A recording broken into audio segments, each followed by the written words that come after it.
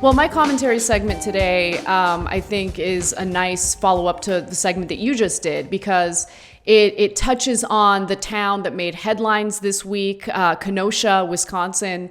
And there was some interesting commentary about members of that community by its own police chief. So let's talk about that a little bit, and then we'll talk about what's happened economically to this part of the country. So after an armed 17-year-old militia member gunned down two Jacob Lake protesters in Kenosha, Wisconsin, some of the past comments of the county's police chief have come to light. Now, keep in mind that in various videos posted on social media, there was evidence that the local police, the Kenosha Police Department, was working alongside the armed militia. They handed out bottles of water to them and even said that they appreciated them. And so people were wondering, okay, well, we suspect that there might be an issue with race within this department. Why don't we look into it? And then this video from 2018 featuring the police chief came up. Take a look. Let's put them in jail. Let's stop them from truly, at least some of these males going out and getting 10 other women pregnant and having small children. Let's put them away. At some point, we have to stop being politically correct. And I don't care what race, I don't care how old they are. If there's a threshold that they cross, these people have to be warehoused. No recreational time in the jails. We put them away. We put them away for the rest of their lives so that the rest of us can be better. Other countries don't have the crime rates that we do. We have to figure out why. And part of it is because these kids go to school, they participate in school. If they don't participate in school, they are found jobs. And if they do commit a crime, they lose their licenses for the rest of their lives and they get put away. In this country, in this community, in this state, we have to get to the point that we no longer will put up with the garbage people that fill our communities. The garbage people that fill our community. So that was a press conference that Police Chief David Beck gave in 2018 in response to shoplifting suspects. Okay, so there were 5 shoplifting suspects, all of whom were black. But keep in mind that, he was very clear there in saying he doesn't care what the race is. He wants to be incredibly punitive to people who have shoplifted from a mall. The shoplifting suspects then got into a chase with the cops and got into a car crash with a 16-year-old driver. Luckily, no one was seriously injured. Everyone was okay. But think about the root of the issue here for Beck, which is the shoplifting, right? And why would someone shoplift? Maybe it has something to do with their economic situation, which I'll talk about in more detail in just a second. But I also want to address this commentary regarding crime in America, because I think that we need to take a look at the various trends in crime, but also see the correlation between crime and people's economic situation. Many people who work in criminology have brought up the issue of poverty and how that leads to spikes in crimes in the country. And to be quite honest with you, the Rust Belt is no exception to that. So while he didn't specify which countries he's comparing the United States to, I do think it's important to look at crime numbers in the United States overall, and multiple measures, multiple studies have shown that crime since the 1990s has gone down significantly. So using FBI numbers, the violent crime rate fell 51% between 1993 and 2018. Using the Bureau of Justice Statistics data, the rate fell 71% during that span. And, we hear a lot about how, we need these cops to keep us safe. How could you want to defund the police? And, Beck believes that, the whole reason why we have crime in the first place is because people are just bad, evil people. But let's also keep in mind that many of these crimes go unsolved by local police departments. In 2018, police nationwide cleared only 46% of violent crimes that were reported to them. For property crimes, the national clearance rate was 18%. So why was crime so damn high in the 1990s? Well, it turns out that poverty actually does have a lot to do with it, and that's according to a report that was released by the United Nations Office on Drugs and Crime. They write that in New York, social factors such as socioeconomic conditions related to poverty, unemployment, and homelessness caused by reduced welfare spending were the main drivers of the high level of violence. Poverty and marginalization, coupled with a lucrative illicit economy driven by an expanding cocaine market and the availability of firearms, led to a 63% increase in the homicide rate between 1985 and 1990. So we can't just simply disregard the impact of poverty on rising crime rates. And as we know, as we've been seeing in this country, poverty has been on the rise, and there's some evidence correlating that rise of poverty to increases in crime. So let's now take a look specifically at Wisconsin, because I think that's incredibly important. Kenosha is in Wisconsin, and this area has been hit hard by the outsourcing of jobs, globalization, and more importantly, the concerted effort of the so-called Big Three in the automotive industry in moving jobs to different parts of the country and later different parts of the world in order to not just save money in their minds, but to prevent their workers from organizing to demand better wages. So about 40% of people in Wisconsin are either poor or low income, a total of about 2.3 million residents. This includes 51% of children, 41% of women, over a third of white people, and nearly 2/3 of people of color in the state. Gee, I wonder why anyone would want to shoplift. I wonder where that comes from. I guess people are just inherently evil and they're looking to do bad things. Obviously, I'm being sarcastic. Look, things weren't so bad in Kenosha a while ago, decades ago. In fact, the town was known as a hub for manufacturing. The University of Wisconsin-Madison notes that Kenosha became a major manufacturing center intertwined with regional, national, and international economies. The once stable industrial base, which strengthened the southeast Wisconsin region and Kenosha's local economy, is now changing, weakening, or disappearing altogether. Kenosha is losing and has lost over a century of its industrial legacy. In fact, back in 2016, following the general election, Bernie Sanders held a town hall in Kenosha, and let's take a listen to what he had to say. There's a lot of pain in this country, a lot of pain in Wisconsin. For the last 40 years, the middle class of this country has been disappearing. We have massive levels of income and wealth inequality here in Kenosha, in Wisconsin and Vermont. Companies shut down, moved to China, moved to Mexico, paying people a fraction of the wages they pay in this country. There are enormous economic problems facing the middle class in this country, and the media doesn't talk about them. Most politicians don't talk about them.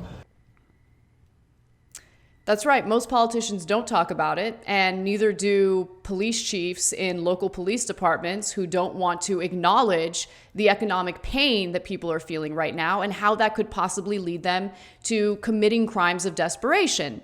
And so the destruction of the automotive industry, and auto industry jobs began decades ago. But the more devastating consequences of capitalism hit Kenosha specifically with the closure of a Chrysler plant back in 1988. Let's take a quick look at that video to show what a century of industrial loss looks like for a town like Kenosha. In March of 1987, Chrysler announced it was buying the controlling interest. With Chrysler in charge, it looked like good times were coming again. But this community optimism in Kenosha would not last very long. Rumors began to fly, and on January 27th, 1988, rumor became reality. Chrysler announced that automobile production would shut down here by the end of the year. At the time, the New York Times reported that the Chrysler Corporation closed its assembly plant in Kenosha, Wisconsin, putting 5,500 out of the 6,500 employees there out of work. Only engine manufacturing and the 1,000 jobs associated with it will be untouched, the company said. The engines will be used in cars assembled at plants in other cities. And I'll explain why that happened in just a minute. But just to give you more details on the economic impact, the 5,500 jobs to be lost represent nearly half of the industrial employment in Kenosha, a town of about 77,000 on the western shore of Lake Michigan, north of the Illinois border. Now, through the next few decades, this type of trend continued, and it especially happened after the 2008 economic collapse. More closures, more job losses followed. Let's take a look at that. The Chrysler plant, by the way, in Kenosha is scheduled to shut down in October. That will put 575 people out of work. Mayor Keith Bosman announced the agreement between the city of Kenosha and the owners of the old Chrysler engine plant that's been vacant for nearly a year. The engine plant buildings will be demolished to slab by the Old Carco Liquidation Trust at no cost to the city. The trust will auction off the remaining equipment in these next few weeks and give the old site to the city of Kenosha, which will be responsible for selling the plots of land. And it's the city's responsibility for cleaning up the site, which could take years. So the city had to pay for the cleanup of a plant that was owned by a private company, which outsourced jobs a year ago. A year before that video that you just watched. I mean, it's unbelievable, it's disgusting, and it's another example of privatizing gains, socializing losses.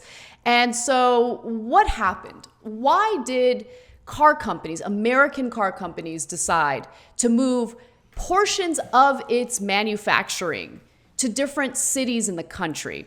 Well, there was a great piece written in The Catalyst in 2017 that talked specifically about this and how it was a concerted effort by the Big Three to essentially prevent their workers from organizing and demanding better working conditions and better wages. Let me read you a few excerpts from that piece. It was the assertion of partial worker control that was most troubling to GM CEO Alfred P. Sloan, who spoke for the industry when he wrote, quote, "Our rights to determine production schedules, to set work standards, and to discipline workers were all suddenly called into question." That was his response to workers organizing and unionizing and winning some concessions from these corporations. He didn't like it. And so from 1947 to 1963, the Big Three engaged in a period of what's referred to as massive expansion, and they relocated virtually all of their new plants outside of southern Michigan. So the choice, as they write in The Catalyst, to disperse production was thus animated by the determination to preserve unconstrained management power. To put it bluntly, management chose to restructure the industry in order to stop their workers from constraining management's autonomy over the work process. Now, guess what? They did that, even though it made the assembly of their vehicles less efficient and more costly. And it was so bad that the Big Three had trouble competing with imports from the foreign market. The foreign market was much better about producing their vehicles efficiently in a more cost-effective way, and they were also much better to their workers compared to the Big Three. So let me give you those details. While the Big Three and their suppliers invested vast sums of capital in creating this dispersed, ossified, and less efficient production structure, the resurgent auto companies in Japan and Europe implemented and elaborated the flexible system that Detroit had pioneered. So let's stop for a second. What is the flexible system? Well, it refers to when all of the manufacturing of the vehicles happen in the same place, which thus allows the employees to really work together as a community, as a group, to come up with unique solutions to any problems that might arise from the manufacturing process. So that collaboration was incredibly important for the efficiency of producing the vehicles, but also consider the fact that when you're dividing all these different components of manufacturing to different parts of the country, with the sole intent of preventing your workers from organizing, well, then you're going to have to deal with all sorts of nonsense and extra costs associated with that.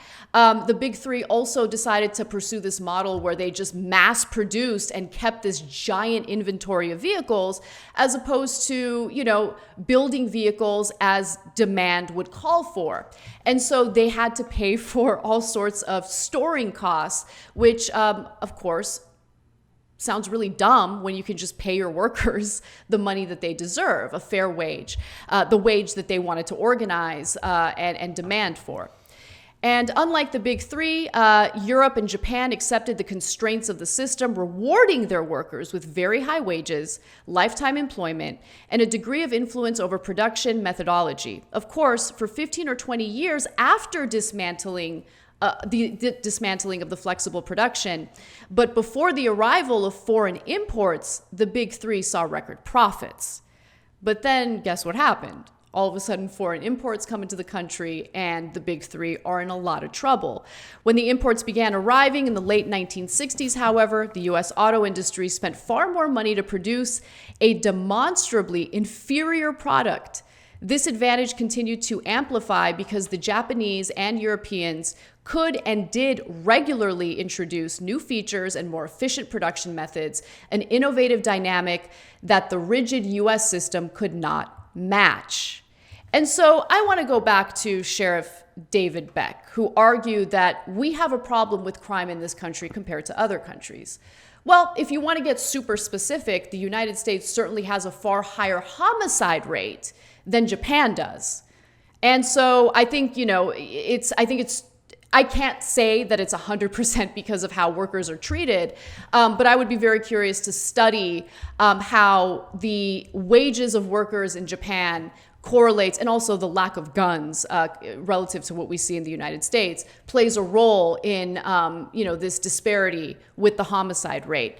But I do also want to mention that we have been seeing a little bit of an uptick in violent crime in the United States. So as I mentioned, while the numbers are still much lower today than they were in the 1990s, in the United States, according to Pew Research, the homicide rate increased by 14% overall over the period between 2010 and 2017, following several decades of decline. 2010 and 2017, what happened during those years? I don't know. Maybe we should look into that.